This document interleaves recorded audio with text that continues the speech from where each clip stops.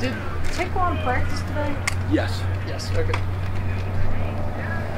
Has he practiced this week then, I guess, then? I'm sorry? He wasn't here when we were here, so has he practiced this week? Yes. Okay. How has he handled the last couple of weeks, James? We talked a lot about Sean, but how has Taekwon dealt with everything that he's kind of had to deal with?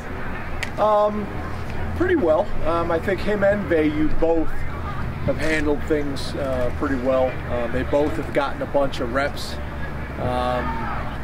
Vayu's reps have dramatically gone up, obviously, with Sean's situation, because at that stage, Vayu is the number 3. I think they both handled it pretty well. Obviously, you're trying to compare and contrast, but it's two different scenarios a little bit. But I think they've handled it pretty well. I saw Journey out here earlier. How often does he get out to practice, and what does that say about him as a leader, that he's still coming out and offering guidance? Yeah, he comes out. He comes out a lot. I'd like for him to be here every single day. Obviously academically he's got a lot on his plate. It's really important to me that he graduates from Penn State, so really working hard at that, and I know he is as well. I'd like all these medical guys, Jordan Minor, Journey, all these guys, I want them around the program as much as possible. I think that's important for them. I think it's important for us.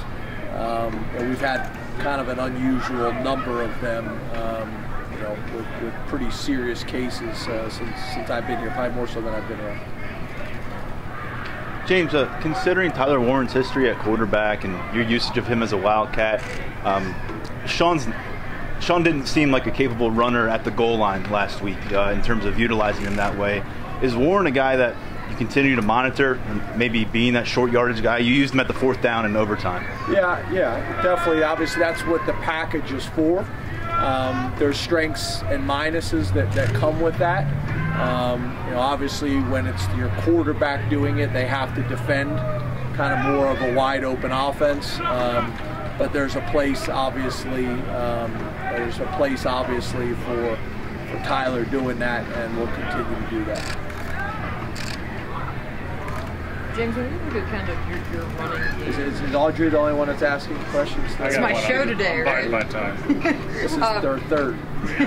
When you kind of look at your running game and the short yardage stuff, is there anything that stands out? I mean, I know you said yesterday you have to be more physical, get more of a push, but it seems like this has been an issue kind of more than just this year.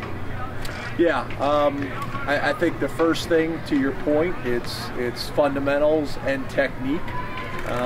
It's also size and mass and strength, and it's also making sure our runners are running with the right type of mentality down there. I think it's all of it. I don't think there's any question about that. So it's something we're going to continue to emphasize and continue to work on. But it starts with that. We got to get more push, and we got to be more physical at the point of attack. That's with our offensive line and tight ends. James, you talked about being physical at the point of attack a couple weeks ago too. How do you go about addressing that in the middle of a season? Yeah, I think we've gotten a little bit better. There's been signs of it. It's hard to do it in the season, especially in practice when you want to stay off the ground and things like that and keep people healthy, especially with where we are from a health perspective. But I think more than anything, it's pad level, it's footwork, it's fundamentals that we were working today in practice. Having some of the good work that I think some of you guys were down there with the O-line, D-line, what we call pod work, working together. That's been important for us as well. You mentioned last week gaining weight and playing a little more inside as the season goes on to help out with the situation there. How much can a player change their body type during the season? And guys that did get to do something in the off season, is there potential for growth during the season in general? Yeah, I think there is potential for growth, but I would also say that Amin, for example, has kind of always been a tweener. He's always been a big DN, and we've had a lot of conversations. There's been times where he's been at D tackle, there's been times that he's been at defensive end, and weight-wise, he's been one of our bigger defensive ends. So this has always been kind of something that we were talking about early on. We felt like we needed him at end for depth, but then obviously after losing PJ, we felt like the best thing was for him to move inside.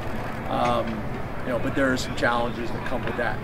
Hey, James, is there an impact physically, mentally, injury-wise, coming out of the gate with 2 or 3 really hard games, the whiteout kind of front-ending the schedule? Because that's not usually the case.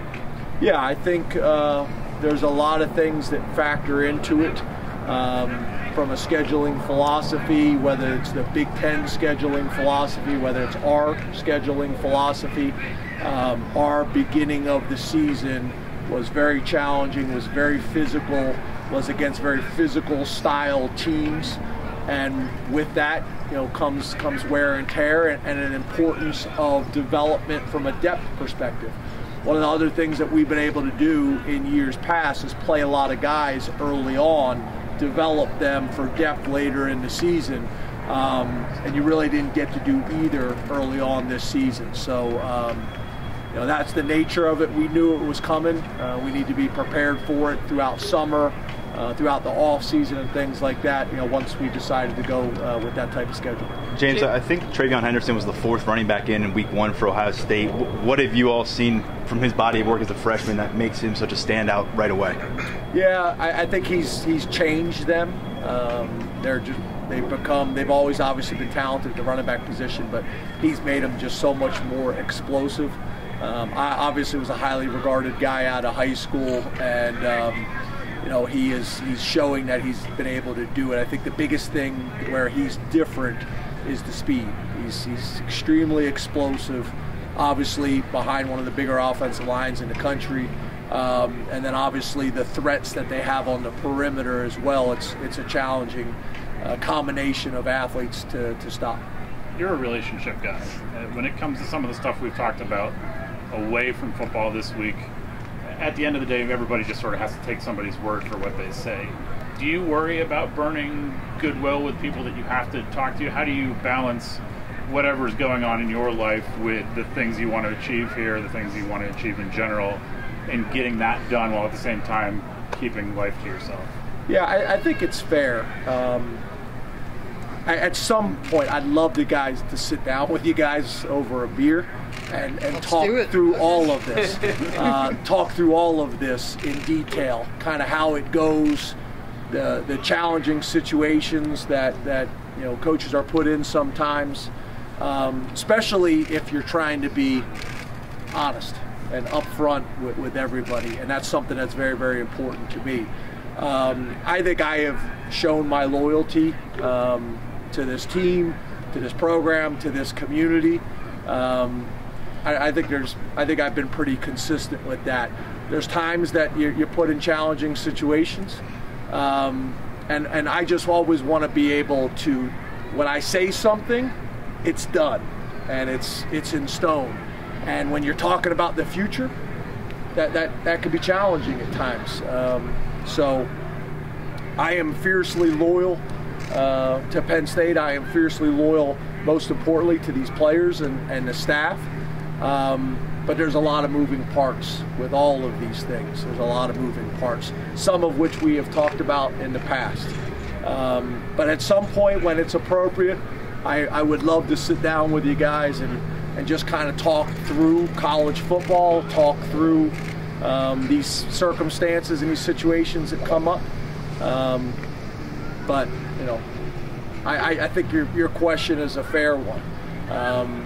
But for me, that's what it's all about.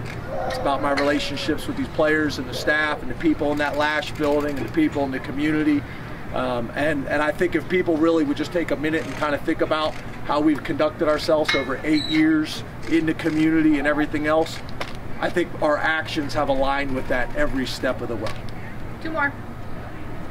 Is there something that, going along this line, is there something that we're missing with this backup quarterback situation? As in, why didn't Taquan get a shot around the goal line when you're on the 7th, 8th 2-point try? Like, is that something that you guys had considered? Or?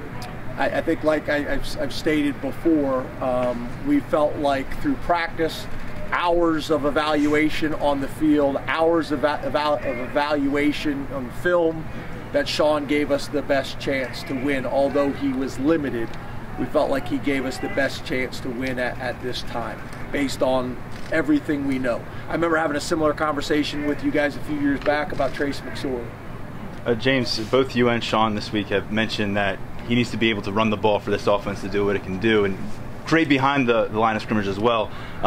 Is that something you have to gauge throughout series by series this week to see, can he be that effective runner? And if he's not, do you have to have that plan B prepared? Yeah, I think you always have to have the plan B prepared, but last Sunday we knew it was kind of day to day.